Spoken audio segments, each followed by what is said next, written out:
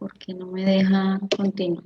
Bueno, vamos a hablar entonces de aminosidopatías. Principalmente les voy a hablar de fenilcetonuria, homocistinuria y tirosinemia. Fenilcetonuria, pues obviamente es una de las aminosidopatías ampliamente estudiada y donde tenemos mayor evidencia científica, debido obviamente a que fue la primera patología aminocidopatía en tamizarse en el mundo, casi 60 años de tamizaje neonatal de fenilcetonuria, entonces donde hay una amplia experiencia y donde esperamos obviamente en Colombia empecemos a dar estos primeros pasos hacia un tamizaje ampliado neonatal. Homocistinuria, que es una condición en la cual tenemos también, digamos, cierta experiencia importante en Colombia y donde tenemos una importante incidencia de pacientes, sobre todo en el eje cafetero, y tirosinemia, que es una patología que también se tamiza en algunas partes del mundo, debido obviamente a sus características que hacen que sea importante llegar a un tamizaje neonatal. Para empezar, esta es una gráfica que creo que todos los que trabajamos en el área de errores innatos del metabolismo conocemos muy bien y me gusta siempre traerla un poco a colación en este tipo de espacios porque es algo que representa muy bien el paradigma de los errores innatos del metabolismo. Y básicamente es una gráfica que nos permite ver la integralidad que debe tener el manejo de estas patologías. No me voy a detener a explicar cada una de las gráficas que están aquí, pero lo importante es siempre recordar que en una enfermedad metabólica vamos a tener un daño enzimático, ¿sí? En el cual finalmente vamos a tener un subproducto que se queda acumulado, uno que después de esa vía metabólica alterada se queda deficiente y una serie de metabolitos tóxicos generados por el aumento de este subproducto que se está quedando aumentado y que toma rutas alternas metabólicas. Y esta gráfica que vemos en la esquina inferior derecha es un show que yo creo que la mayoría de nosotros ni siquiera había nacido cuando estaba en todo su auge, pero es un show muy conocido que es el show de Lucy, y eso es un capítulo que ejemplifica muy bien lo que sucede realmente en la cadena metabólica. Y es un capítulo de una chocolatería en el cual la máquina de chocolates pues se daña y empiezan a salir bolitas de chocolate que en el trabajo Lucy tiene que meterlos en sus cajitas y empaquetarlos, entonces al salir muy rápido ella empieza como a metérselos en el gorro de la compañera, en la boca y más, y ejemplifica muy bien un poco lo que está sucediendo eh, con esta alteración metabólica. Es muy importante, obviamente, cuando tenemos al paciente por primera vez, el abordaje en la primera consulta, tener mucha sensibilidad con las familias, ser conscientes de que esto requiere tiempo y repetición, ¿sí? Tenemos que entender que no es fácil un diagnóstico de una enfermedad metabólica, que no es sencillo el manejo y que tenemos que brindarle las herramientas a los padres y a los cuidadores para hacer el mejor manejo posible. Entonces, esto va a requerir ciertas pautas, por tanto, la comunicación es fundamental, la comunicación es súper importante con las familias y los cuidadores, escuchar más que hablar. Nosotros tenemos muchísima información, pero finalmente son ellos quienes tienen que darnos las herramientas para saber cuál es la mejor manera de abordarlos.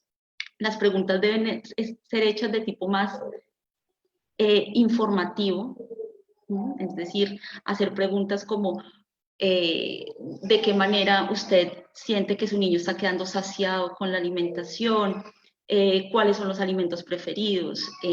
Es importante evaluar las circunstancias familiares en los pacientes porque obviamente esto determinará el mejor abordaje metabólico que podamos tener.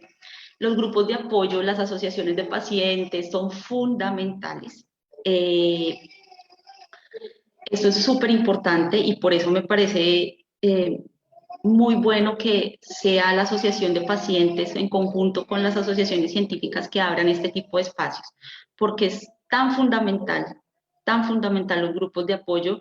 Básicamente, pienso que es equiparable con el grupo metabólico que atiende a los pacientes. Entonces, así como importante es dirigir al paciente al grupo metabólico, asimismo también es importante dirigir a ese paciente a un grupo de apoyo una vez hecho el diagnóstico. Las explicaciones deben ser sencillas, deben ser que el padre las pueda entender. Es súper importante ser claro, directo y realista. Y esto cada vez va teniendo más importancia en el tema de nutrición. Las nutricionistas, y sobre todo cuando hablamos de errores innatos del metabolismo, tendemos a ser muy exactas en las cantidades, muy milimétricas, y realmente es importante tratar de evitar esas actitudes innecesarias en el lenguaje. Hay que establecer lazos muy fuertes con las madres y con los cuidadores. Es muy importante entender que si bien nosotros somos quienes tenemos todo el conocimiento científico, deben ser las madres y los cuidadores los que tienen que estar en capacidad de poder ejecutarlo. Es por eso que es muy importante brindarle calma a las madres. Entonces, pienso que es parte fundamental de la adherencia al manejo nutricional.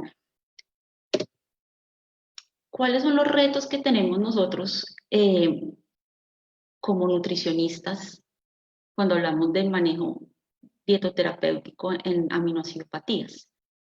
Los objetivos son, por un lado, propiciar el adecuado crecimiento y desarrollo de los pacientes, tener un buen control metabólico, evitar deficiencias, manejar las descompensaciones metabólicas, las transgresiones, y obviamente cuando estamos hablando de restricciones severas, dar tips para poder abordar estas restricciones. Las recomendaciones de la ingesta y proteína para niños, y esto es un punto muy importante porque generalmente cuando hablamos de aminoacidopatías, eh, estamos hablando de restricciones de proteína, ¿sí? Pero es muy importante tener en cuenta que los requerimientos de proteína en estos pacientes pueden llegar a ser mayores, y ese es un punto importante que muchas veces cuesta entender a muchos especialistas, y es que al tener como fuente principal de proteínas los alimentos para propósitos médicos especiales o las fórmulas metabólicas que son compuestas de L-aminoácidos. Estos al oxidarse, al metabolizarse más rápidamente, hacen que se requiera mayor cantidad de proteína para poder tener, digamos, un anabolismo para este paciente. Entonces, vamos a tener una cantidad mayor realmente de requerimientos cuando hablamos de aminoacidopatías especialmente. En fenilcetonuria, y no me voy a detener mucho en el tema bioquímico, simplemente pues para reiterar que la mayoría de casos se debe a un déficit de fenilalanina hidroxilasa, en donde lo que vamos a tener o el producto que vamos a tener acumulado es fenilalanina, ¿sí? Si recordamos nuevamente la gráfica del paradigma de los errores innatos del metabolismo, aquí la sustancia en acúmulo será pues la fenilalanina, la sustancia en déficit, por ende, debido al daño de la fenilalanina hidroxilasa, será la tirosina, y finalmente vamos a tener unos compuestos secundarios como fenilacetato, que se van a ir quedando acumulados derivados del exceso de fenilalanina. Debido al déficit de tirosina, ese déficit de tirosina y ese aumento también a su nivel de fenilalanina va a hacer que la fisiopatología de estos pacientes se vea sobre todo eh, a nivel neurológico. En la foto que tenemos al lado, y todas estas fotos son con permiso de padres y pacientes, son dos pacientes fenilcetonúricos. Creo que ese es un caso que muchas de las personas que nos acompañan en la charla conocen, los pacientes de una familia de Boyacá con 4 hijos afectados con fenilcetonuria, en los cuales vemos que tienen un daño cerebral, tienen además características, un fenotipo, rasgos en los cuales, a pesar de que los padres no son rubios, no tienen ojos claros, ellos sí que presentan estas características. Digamos que hay amplios consensos y diferencias inclusive en las formas de limitar la ingesta de fenilalanina en esos pacientes. Las recomendaciones también pueden variar de algunos grupos a otros, pero en general tenemos algunas tablas ya y guías que nos indican cuáles son esas recomendaciones de fenilalanina en los pacientes de acuerdo a los grupos etarios. Que es importante recalcar que el target ideal de nivel de fenilalanina en los pacientes generalmente está marcado entre 120 y 460 micromoles litro en escolares, y en mayores podemos tener niveles de 120 hasta 700 micromoles litro deseados. Pacientes ya mayores de 18 años generalmente o en algunos centros se planea tener menos de 1200 micromoles litro, porque finalmente después de los 16 años lo que se ve en estos pacientes es que aumentan su contenido de fenilalanina en la dieta. Son pacientes que han tenido en la infancia dietas muy restrictivas y digamos que manteniendo los niveles debajo de 1200 no tienen ningún compromiso a nivel cognitivo. ¿Cómo hacer estos aumentos de fenilalanina? ¿Sí? Una vez nosotros llegamos a tener el target de fenilalanina en sangre para los pacientes, con el uso obviamente de las fórmulas metabólicas, y ya ahorita nos vamos a revisar un poco este tema. Si logramos durante 3 meses consecutivos mediciones de fenilalanina que se mantienen en el límite inferior, en la mitad del límite inferior, es decir, por ejemplo, en menores de 12 años, de 120 a 230 micromoles litro, podemos hacer incrementos de 50 miligramos de fenilalanina y así hasta ir ajustando la cantidad de proteína intacta. Ahorita les voy a hablar un poco del tema de los intercambios y cómo se manejan los intercambios tanto en fenilalanina como en metionina para homocistinuria y como tirosina y fenilalanina en tirosina. Pero pues es como la forma en la que nosotros podemos ir testando la cantidad de fenilalanina que tolera este paciente.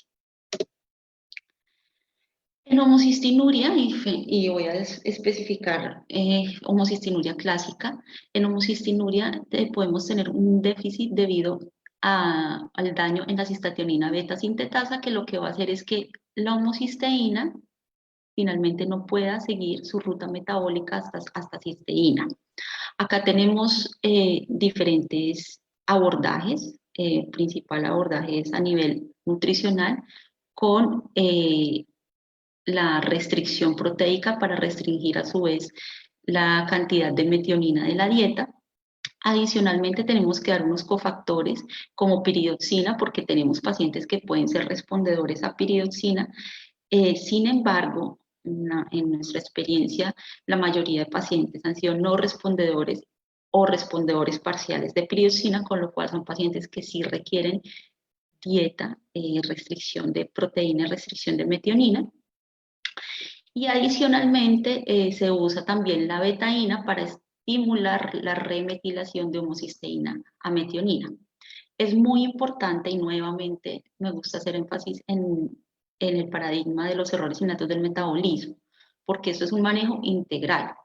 Si bien, digamos, en las experiencias que uno puede ver en algunos centros y sobre todo en homocistinuria, donde no hay un gran consenso en el manejo de esta patología, como lo puede ver quizás en fenilcetonuria, lo que vemos es que, sobre todo cuando hablamos de diagnósticos tardíos, que es en la mayoría de pacientes con homocistinuria, el manejo es exclusivamente con betaína.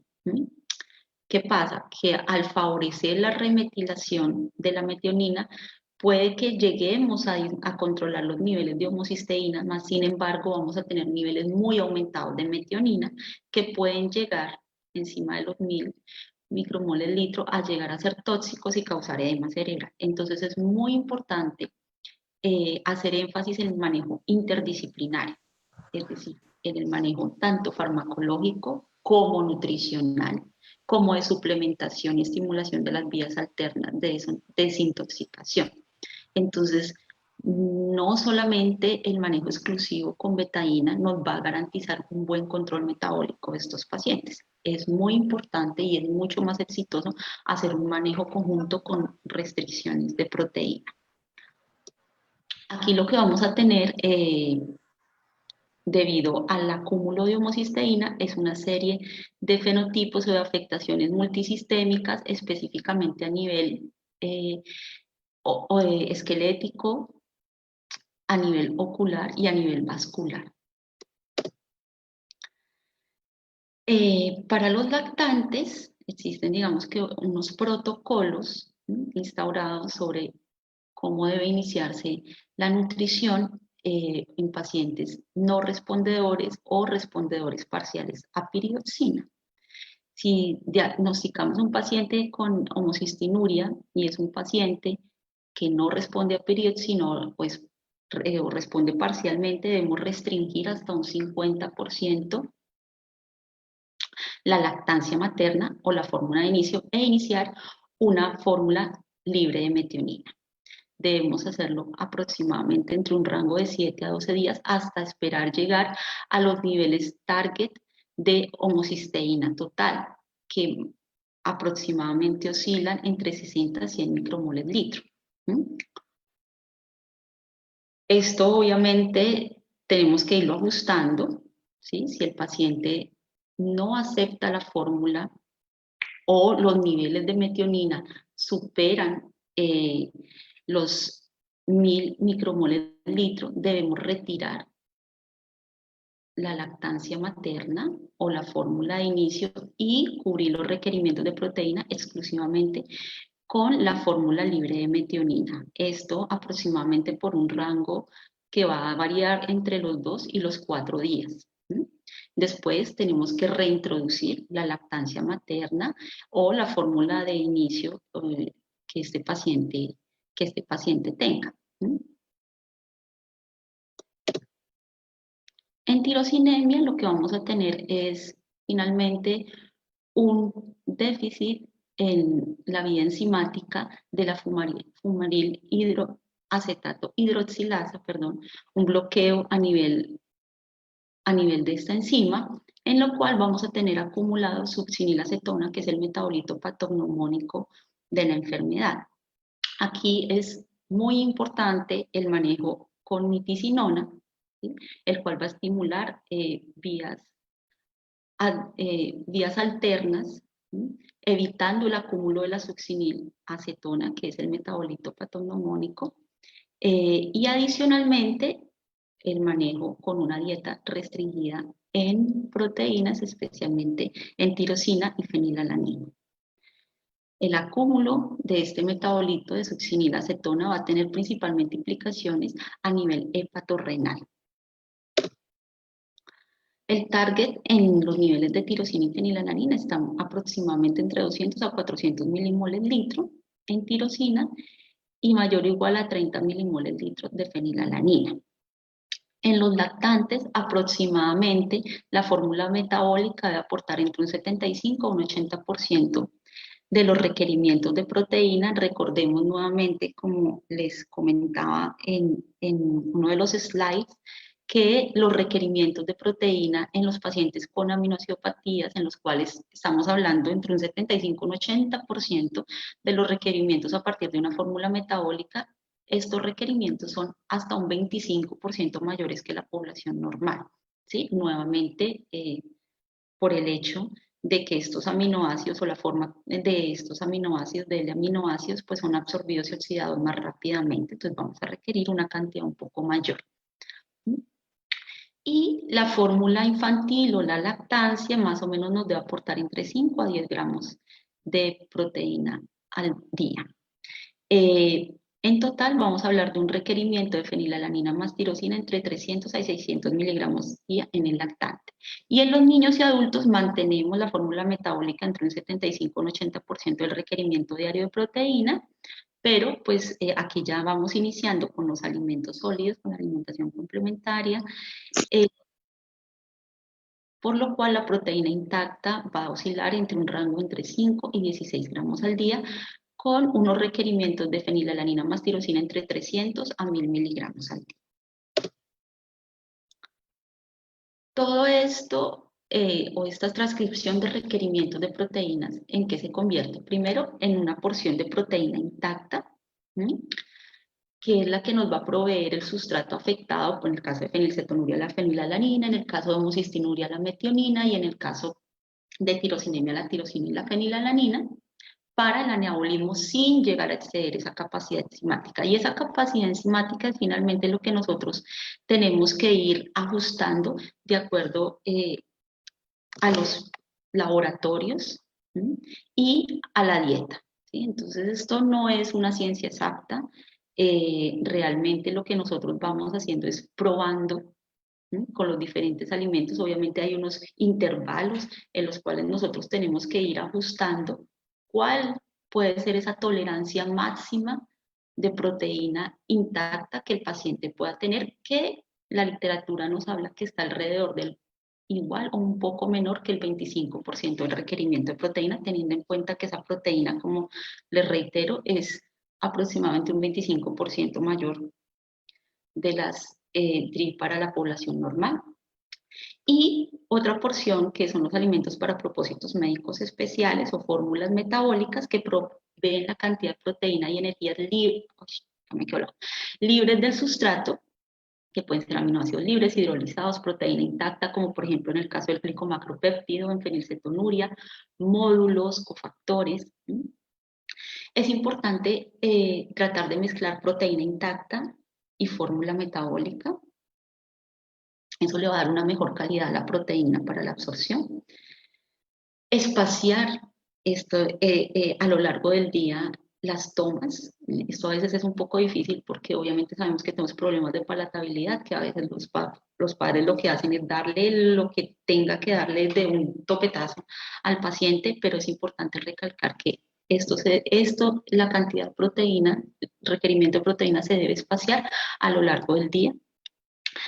Hay una etapa de rápido crecimiento y es muy importante ajustar, y en esto quiero hacer énfasis porque muchas veces, debido a la falta en Colombia de centros de referencia, que sé que es en algo que se está trabajando y que ha logrado hacer la clínica de enfermedades metabólicas, pero sin embargo todavía vemos que es muy difícil poder concentrar en un solo sitio los pacientes y sobre todo poder tener un seguimiento tal como se quisiera en estos pacientes. Entonces muchas veces, ¿qué pasa? Que vemos a un paciente, se queda con esa dieta y pueden pasar años y el paciente sigue con el mismo manejo.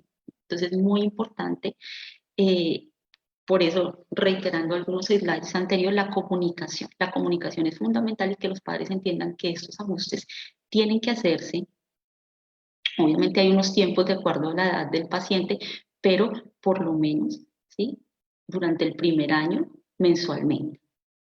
Conocer muy bien los alimentos para propósitos médicos especiales que tenemos en el mercado. ¿Por qué? Porque pueden haber muchísimas diferencias. No es que nosotros hablamos a veces indistintamente de fórmulas metabólicas para fenilcetonuria, pero entre las fórmulas metabólicas que hay en el mercado de diferentes laboratorios hay diferencias en su perfil de nutriente, hay diferencias en sus presentaciones, hay algunas de pronto líquidas, hay algunas más concentradas en proteínas, hay algunas que tienen un perfil de ácidos grasos diferentes, entonces es muy importante conocer lo que tenemos al alcance. La lactancia es una pregunta muy frecuente que hacen muchos especialistas y, como dijo alguna colega en su presentación, el único error innato en metabolismo que está contraindicado es la galactosemia. Entonces, en las aminoacidopatías sí podemos mantener la lactancia materna. Es más, es benéfica porque generalmente tiene menos cantidad de estos aminoácidos limitantes que las proteínas de inicio, pero también genera ciertos retos, ciertas dificultades para la madre. Por eso, nuevamente volvemos al slide de mantener a las mamás en calma. Hay que darles esa confianza para que ellas puedan tener una lactancia feliz. ¿Cómo podemos calcular la lactancia? Entonces, lo primero es que tenemos que revisar cuál es el aminoácido limitante, si es fenilalanina, metionina, tirosina, y mirar qué cantidad en miligramos tiene tolerancia este paciente. Entonces, según eso, nosotros vamos a calcular la lactancia materna. Luego, en esa cantidad, según ese nivel, esos miligramos del aminoácido limitante que nos permita ofrecer al niño, vamos a calcular las calorías que tiene esa cantidad de lactancia materna. Una vez tenemos la cantidad de calorías y la cantidad de proteína que nos van a aportar la lactancia materna, lo siguiente es calcular la cantidad de fórmula metabólica ajustando del total de las proteínas el remanente. Y una vez teniendo la cantidad de fórmula metabólica, le vamos a calcular las calorías restantes. Puede ser que necesitemos el uso de algunos módulos, por ejemplo, maltodextrinas o ácidos grasos para completar las calorías. Y finalmente vamos a ajustar el volumen para llegar a una densidad calórica que puede oscilar entre los 22 y los 24 kilocalorías por onza.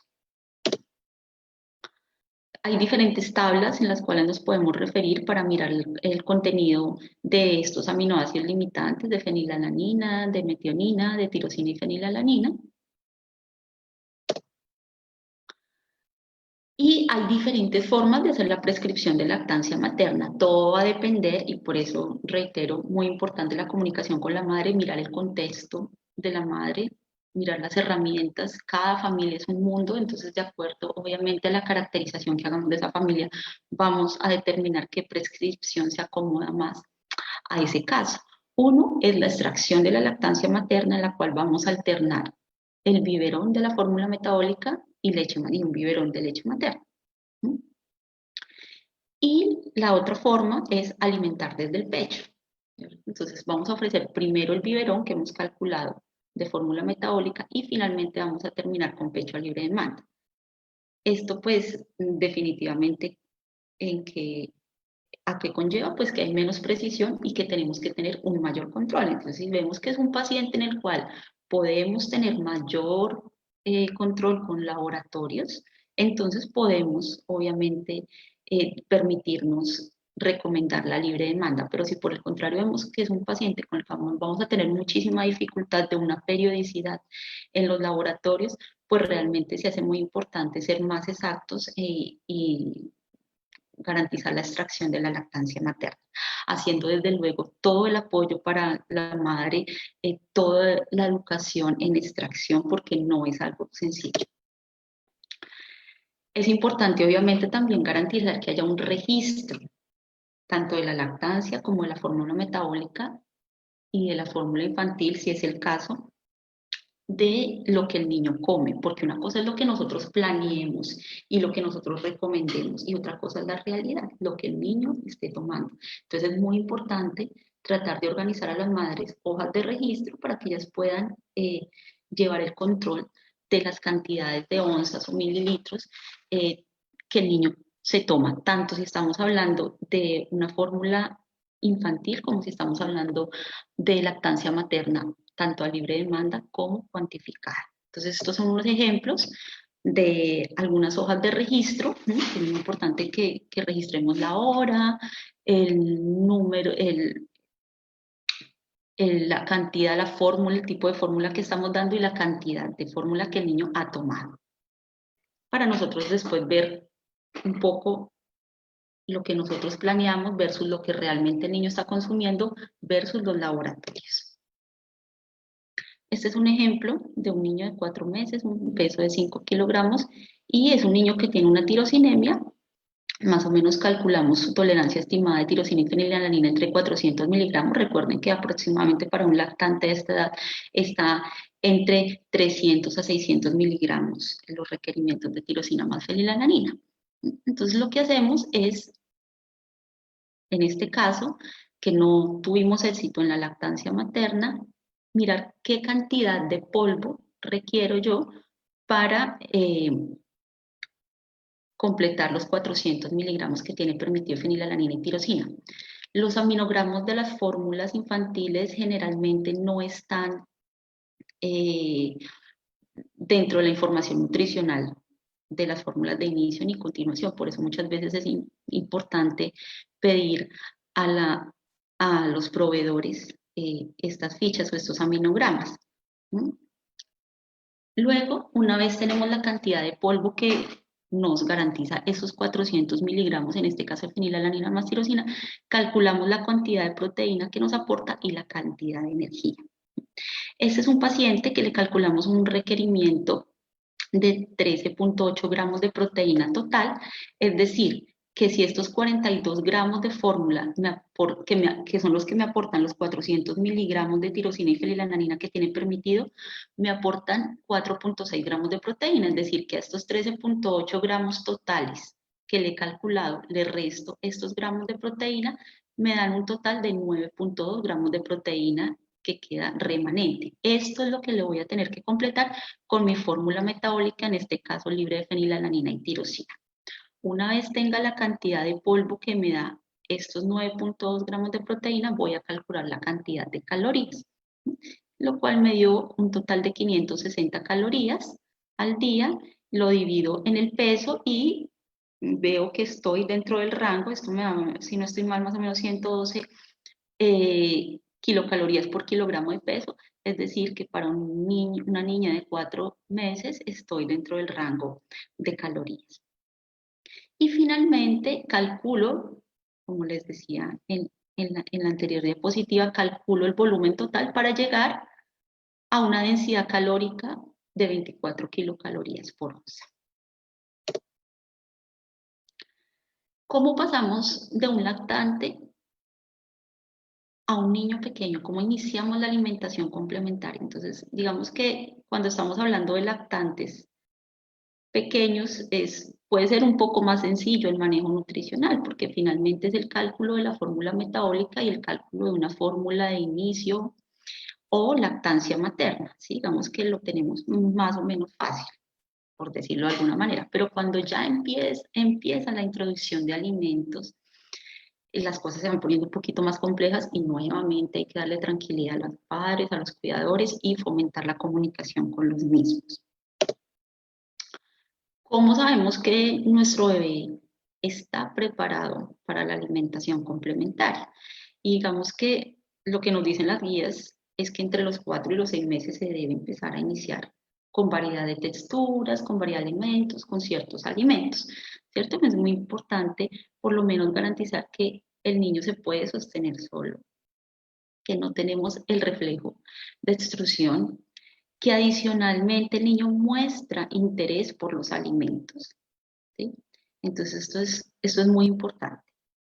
En estas gráficas que las hemos adaptado un poco a las aminocitopatías, tenemos que aproximadamente hasta los 4 meses el niño, su nutrición es básicamente lactancia materna o fórmula de inicio y fórmula metabólica, más o menos de 8 a 12 tomas y cada toma de 2 a 6 onzas. Luego, entre los 4 y los 7 meses, disminuyen el número de tomas, aumenta las onzas por toma y vamos iniciando con sólidos, con cereales, frutas y vegetales, aproximadamente de 2 a 3 porciones, una cucharada por porción, de 1 a 2 cucharadas por porción.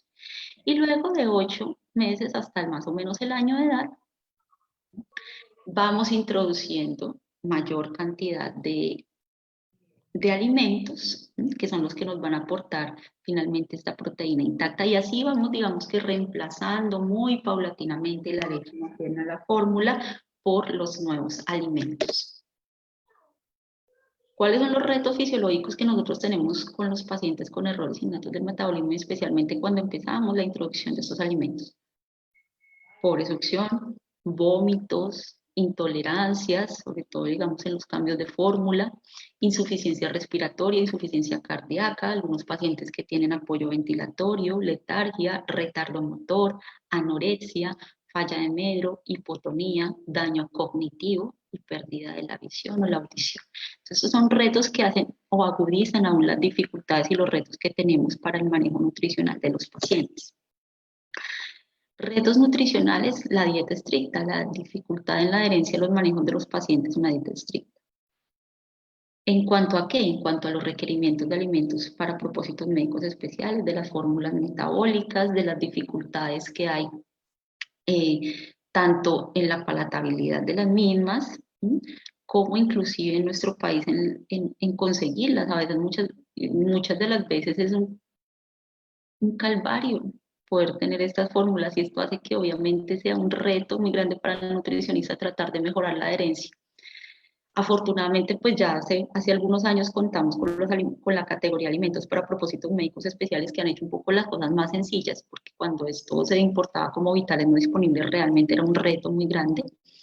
Eh, las tablas de nutrición, las listas de intercambio, los equivalentes. Hoy en día tenemos muchísimas herramientas, pero al tener ya cada vez más herramientas, muchas veces las nutricionistas tenemos un cúmulo de información y ahí es donde nos toca organizar muy bien y por eso es tan importante entender a los padres, entender los contextos familiares para saber qué le puedo recomendar a un padre o qué no. Algunos padres necesitarán menús con cantidades, otros padres los puedo referir a una aplicación, ¿sí? Otros padres puedo con ellos contactar por WhatsApp, con otros padres necesito sí o sí eh, tener contacto presencial. Cada familia hay que individualizar en su manejo. El incremento de calorías, el uso de módulos, el uso de suplementos. ¿Cuándo? Evitar largos periodos de ayuno, los regímenes de emergencia, las fases agudas, las fases crónicas, las fases de descompensación, las fases de transgresión, la transición de alimentos, la alimentación complementaria. Todos estos son puntos importantes que son retos, que se convierten en retos en el manejo nutricional. ¿Cuánto? El pesaje de los alimentos, las medidas, las estandarizaciones.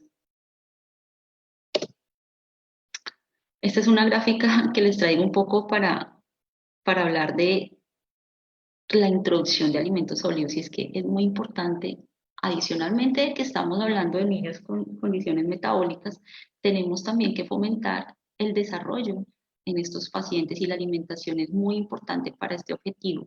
Entonces, ofrecer alimentos en finger foods, que son como estas formas alargadas, que sean blanditos también, que ellos no tengan problemas de ahogamiento, es muy importante para su adecuado desarrollo y puede ser también muy divertido visualmente. Tenemos que tratar de que el paciente también lo motivemos a estas nuevas introducciones de alimentos con, digamos, estas diferentes formas de presentación. Retos psicosociales de la alimentación en los pacientes metabólicos, la planeación y la preparación de menús, regímenes que son específicos, medidas, revisión de etiquetado, registros de alimentos, medicamentos, todo esto hace que sea un reto el manejo con los pacientes y que tenemos que ir mirando cada una de las herramientas o las mejores herramientas en cada uno de estos temas. Compromiso de los pacientes. Muchas veces a medida que los pacientes van creciendo, se hace alimentación fuera de casa, los pacientes no tienen supervisión de sus padres, entonces nosotros no solamente nos vamos teniendo que volver muy amigas de las madres, sino también de los pacientes. Y es muy importante, por ejemplo, los pacientes con homocistinuria, en los que tenemos diagnósticos tardíos, en los que podemos tener varios pacientes, tenemos la mayoría de pacientes sin daño neurológico. Entonces es muy importante poder establecer también estos compromisos directamente con el paciente. Factores de estrés relacionados con las relaciones padres e hijos, igual que cualquier niño en cierta edad tienen etapas de rebeldía, de desobediencia, de probar límites propios de la edad y eso hace que se cometan transgresiones de la dieta. Esto es una imagen de los pacientes que les comentaba, la familia de pacientes con fenilcetonuria. Entonces, nuevamente, los retos son muchos y tenemos que ir mirando de qué manera hacemos esa educación con los pacientes. Acá estoy tanto con la madre como con el paciente directamente implicado. Entonces, es muy importante, como les reiteraba, tener esa comunicación tanto con el cuidador como directamente con el paciente en la medida de lo posible y garantizar esa buena comunicación y darles todas las herramientas para minimizar al máximo eh, los retos que tenemos con estos pacientes. Las fórmulas. Eh, desde luego, gracias a esa nueva clasificación de alimentos para propósitos médicos especiales, es posible utilizar varias fórmulas, como muchas veces tenemos que hacer, porque cuando teníamos que hacerlo como vital no disponible, poder tener dos fórmulas al tiempo era casi imposible debido a las dificultades, pero hoy en día realmente podemos hacer una transición de una fórmula metabólica de inicio a una fórmula metabólica de continuación, ¿sí? De forma paulatina como debe ser.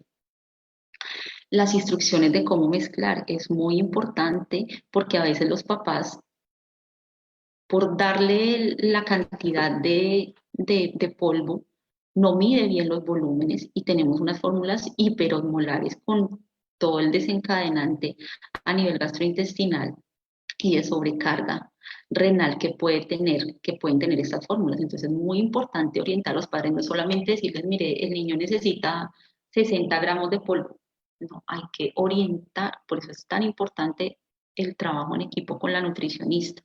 No es solamente calcular la cantidad de polvo para ver qué cantidad de latas de fórmula necesitan. No es muy importante todas las instrucciones de cómo mezclar, de cuál debe ser el volumen final, de durante cuántas tomas, cuántas onzas se deben hacer, la palatabilidad, y cada vez las nutricionistas tratamos de tener mejores tips o mayores tips para, digamos, enmascarar un poco el sabor amargo de los aminoácidos, los tipos de presentaciones. Eh, Aquí en Europa hay una gran cantidad de presentaciones y yo creo que a medida de que obviamente vayamos avanzando en el tema de tamizaje, seguramente en Colombia también habrá muchísima mayor, mayores herramientas y mayores presentaciones de las que podamos hacer uso. Formas líquidas, formas en gel, eh, concentrados cuchareables. ¿Cómo optimizar la adherencia a la fórmula? Eso es un tema súper importante porque realmente nosotros nos podemos matar calculando la dieta para un paciente, pero si realmente el paciente no tiene adherencia y no cumple en la instrucción que nosotros le damos, pues realmente no vamos a tener los resultados que esperamos. Podemos adicionar a la fórmula jarabes, extractos, fruta fresca, efervescentes, y esto puede enmascarar de cierta manera el sabor. Podemos ofrecer pequeñas y deben ser frecuentes porciones también. Mezclar con un agente ácido para contrarrestar el sabor amargo del aminoácido, por ejemplo, con sorbete de limón o con naranja, con tang. Y inmediatamente después de la toma podemos ofrecer frutas ácidas o dulces. A mí me va muy bien, por ejemplo, con trocitos de piña o con trocitos de kiwi, digamos que puede ayudar un poco a mejorar.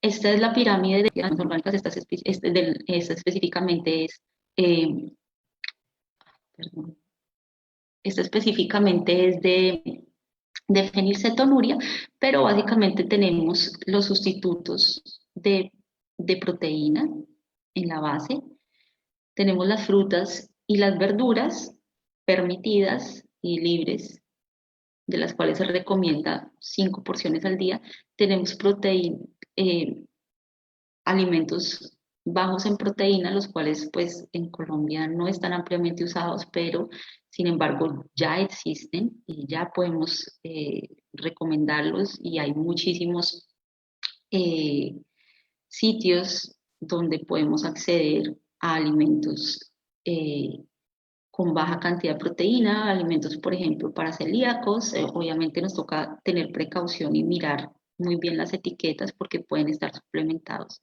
con otro tipo de proteínas. Lo mismo alimentos para vegetarianos, pero reiterando, hay que revisar muy bien los ingredientes y el etiquetado nutricional. Y finalmente, pues módulos como aceites, jarabes, azúcares que podemos usar, pero pues que obviamente para no caer en un exceso de peso o en un sobrepeso tenemos que hacerlo con moderación. ¿Cómo calcular?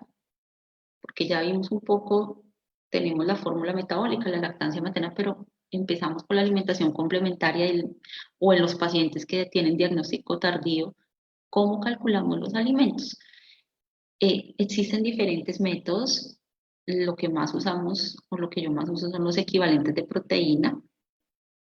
Estos, por ejemplo, son algunos de los que uso para homocistinuria, en los cuales más o menos entre 0 y 0,3 gramos de proteína por porción.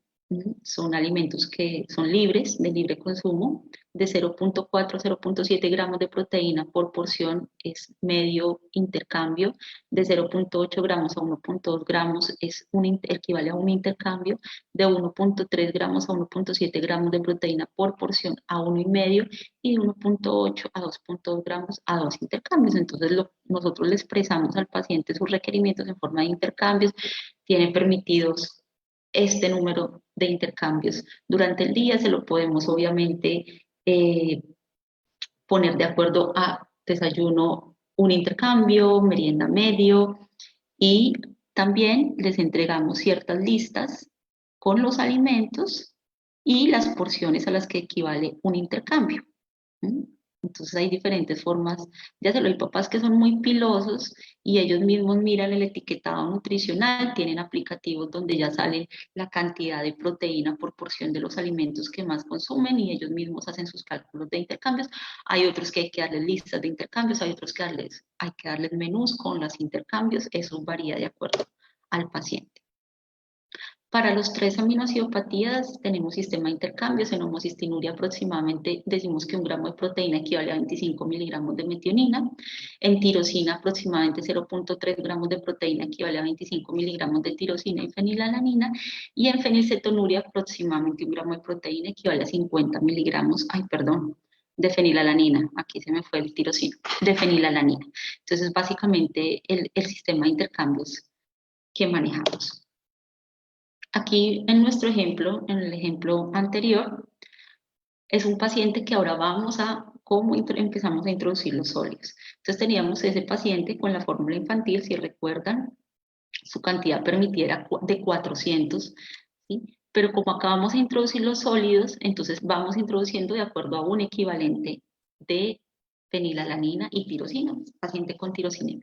Entonces vamos a ir introduciendo paulatinamente, entonces este equivalente que valga la redundancia, equivale a 25 miligramos de fenilalanina y tirosina, se lo restaríamos a la fórmula infantil. Con lo cual tendríamos aquí, si recuerdan, antes teníamos 4.6 gramos de proteína, si le restamos, pues el equivalente de proteína son 0.3 gramos, y la fórmula libre de fenilalanina y tirosina sí quedaría tal cual, es decir, que lo que vamos introduciendo de sólido, la cantidad de proteína intacta que vamos introduciendo de sólido, se la tenemos que ir restando a la fórmula infantil, si es el caso, o a la lactancia materna.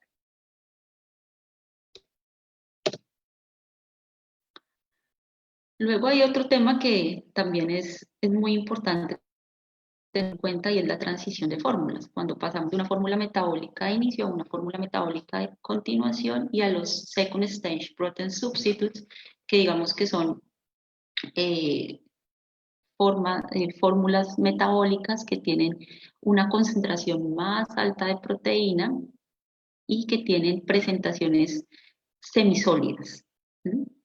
En Colombia creo que no, que todavía no tenemos acceso a estas, pero pues las traigo para que lo tengamos en cuenta.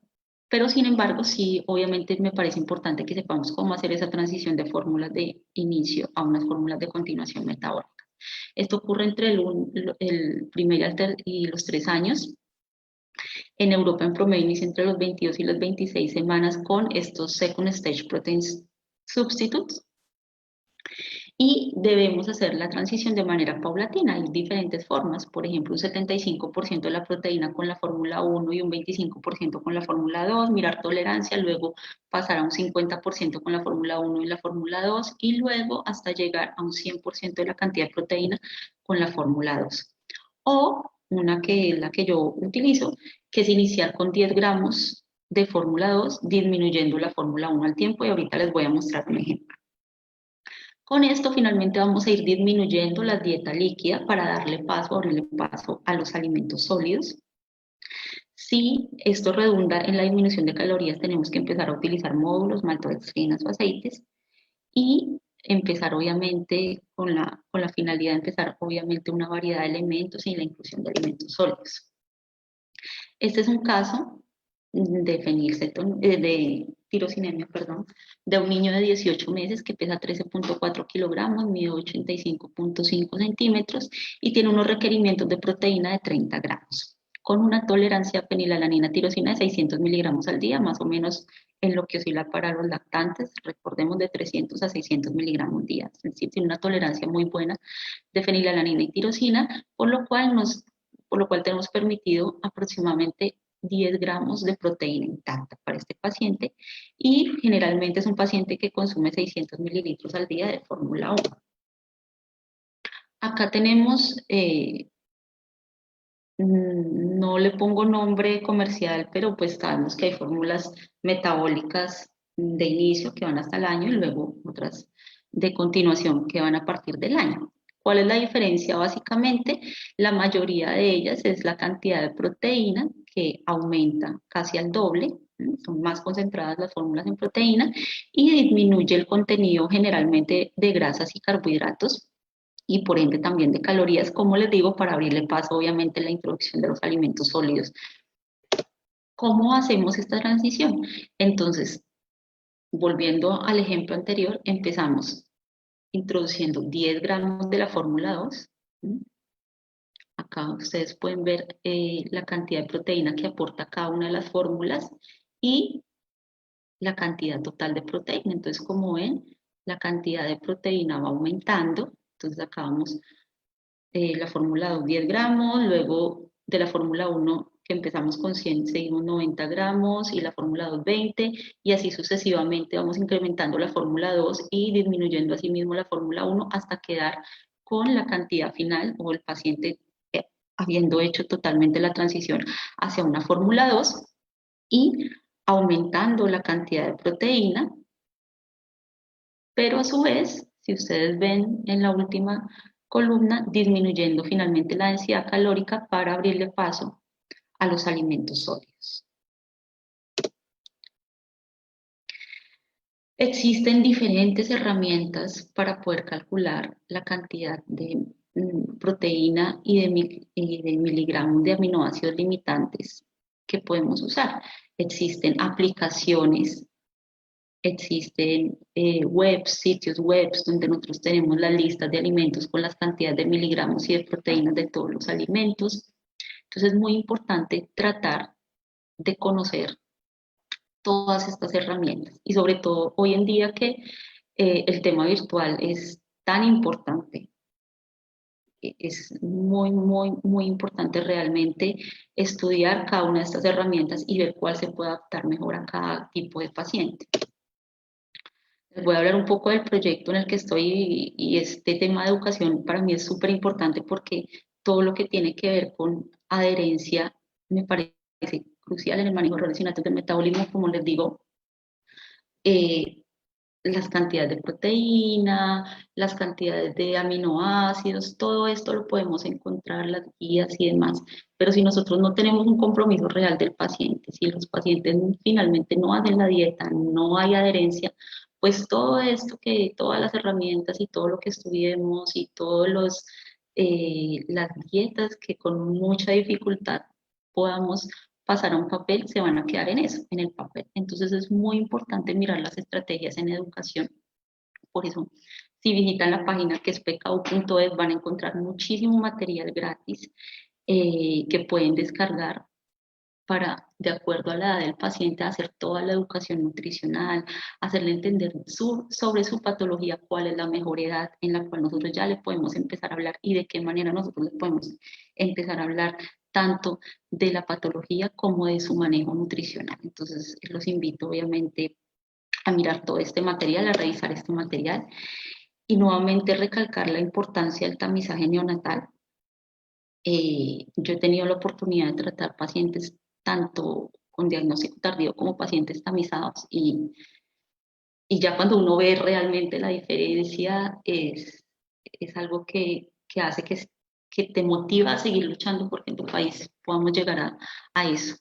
Y acá pues obviamente al lado derecho de las pantallas tenemos un bebé que fue tamizado en su país de origen, en Noruega, un paciente fenilcetonúrico que por azares de la vida llegó a Colombia, se casó con una colombiana, un paciente que está perfectamente bien, a pesar de que mantiene los niveles de fenilalanina un poquito borderline de 1200 micromoles del litro, pero realmente tuvo una dieta muy estricta durante toda su infancia y adolescencia y,